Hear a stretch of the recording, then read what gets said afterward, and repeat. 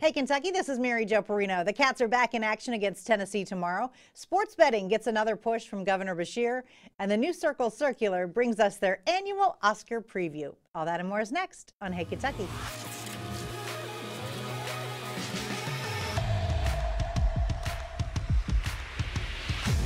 Welcome to Hey Kentucky. It's Friday night. We're ready to party, so Ryan Lemond is here. I know you had Drew Franklin on last night. Yeah. After Drew and I, we broke the Iowa caucus. You ruined it. We broke it. Yeah. I can't even declare a winner. They still don't have Yeah. So we hope we don't break Hey Kentucky now. We came back for you. You might actually have won the Iowa caucus. I think I might have. Probably a lot of people wrote you in. Why not? All right. Kentucky basketball back in action tomorrow following Tuesday's win over Mississippi State. The Cats face a Tennessee team that has had an up and down season after contending for a national championship last year. The Vols are 5-4 in the SEC. They have lost 3 of their last 4 games, but they managed an important win over Alabama this week. While Kentucky should be a significant favorite for the game, the team is 4-8 at Tennessee in the John Calipari era. Anytime I've been in that building, it's packed, and it's like a game, and it's a significant game. And this one will be. They're a physical team. They play well. They're well coached. They run their stuff.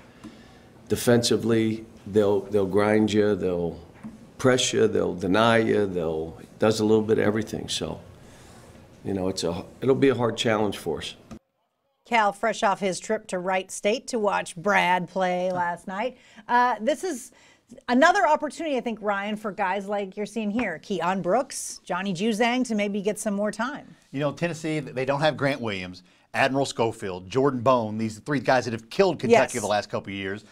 Their best players out now with an injury. But this is going to be a war. You know, Rick Barnes' teams, they play rough, they play physical, and they need this win for their NCAA tournament lives. Really, like you said, they just beat Alabama. If they can beat Kentucky, they got to still feel like they're still in the NCAA tournament hunt. That's why it's going to be a battle. With that said, Kentucky has more talent. They should win this game.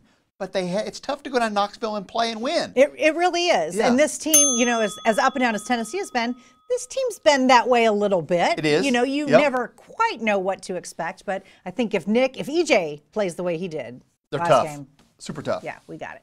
All right, Coach Cal and the Kentucky staff have been on a recruiting tear over the last year, earning the #1 overall spot in the 2020 rankings after picking up 6 signatures in the fall signing period. But all that time spent tracking down the Terrence Clarks and BJ Bostons of the world added up to over $1 million in recruiting spending. That's a 66% jump from the previous cycle and far outpaces the previous leader in men's basketball spending among public Power 5 conference programs. In other hoops news, the NBA rumor mill is heating up for Cal again after 2 guys very close to him have been picked to run the New York Knicks. Today, Cal said he would offer them any help they need, except coaching. So we're talking about the Knicks. No, it's not going to happen. But we were due for another rumor. Of course. And if there's a program that you think Cal would be linked to, I've always thought the Knicks would be one of them. Yeah. Knicks, Lakers, Celtics, you know, the name programs. And now that they're there, I can see where the Knicks would be a name you could connect Cal to. Yeah, which they always do. But what do you think about the recruiting spend? You know, we're used to Cal jet setting everywhere. You know, maybe the price of jet fuel has increased, but, you know, Cal makes these trips where he flies across the country, and we see him that he's really stepped it up, where he's been flying everywhere and seeing these recruits. Well, look at 6 guys, and they're still recruiting. So if most schools sign 3 or 4 guys in a class, we're basically doubling that up. That's right. Next year. So that's why our budget should be more, because we're recruiting more kids. Worth every penny. Yes. All right, turning to the NBA, there were some Kentucky connections in the league's trade deadline that passed yesterday afternoon.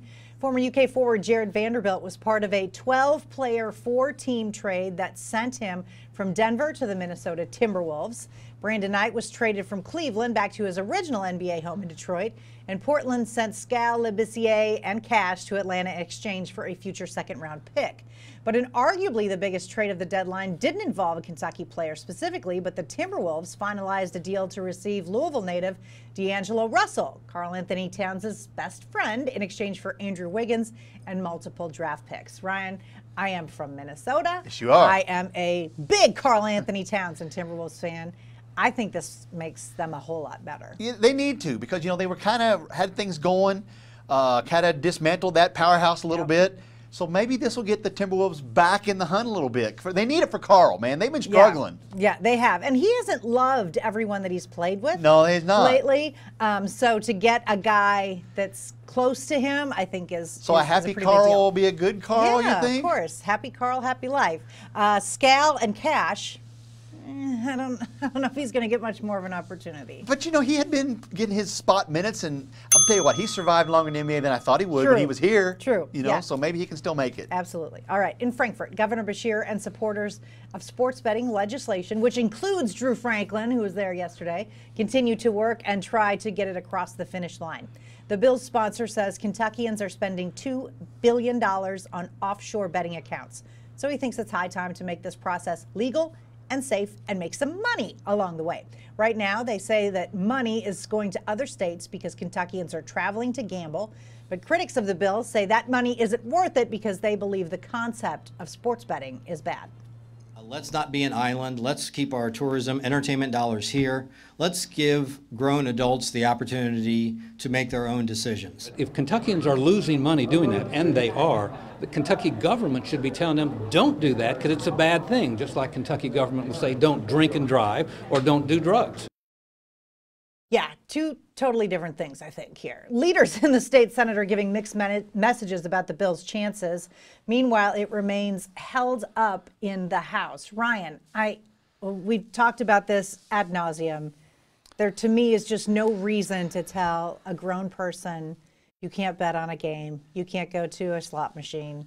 It's ridiculous. Especially, we've talked about. And we're doing it. We have gambling in the state now. Yeah. Horse races, the historical slot machines we have at the Red Mile, the lottery. I mean, we have gambling in the state now. And the fact that the state of Indiana made $3 million in 1 month, the month of October. I mean, that's the money that could stay in our state.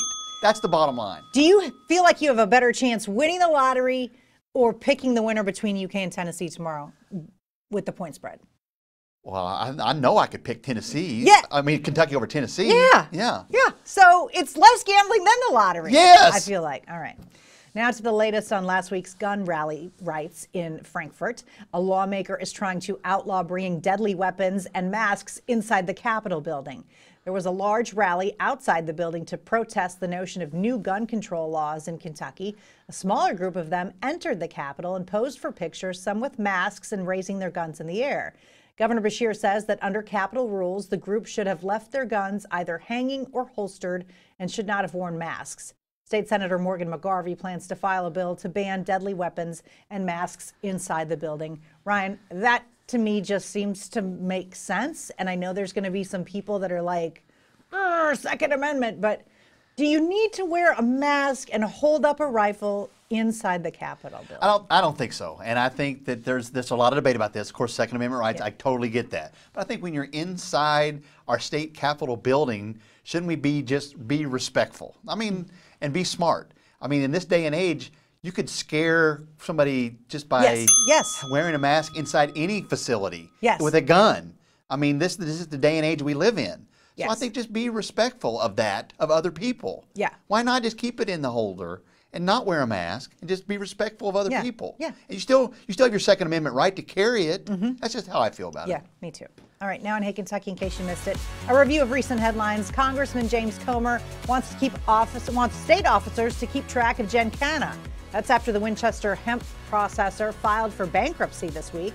Amid headlines, this week's incident from a local Walmart, we're learning that Lexington ranked number 9 in the nation for hate crime reports in 2018.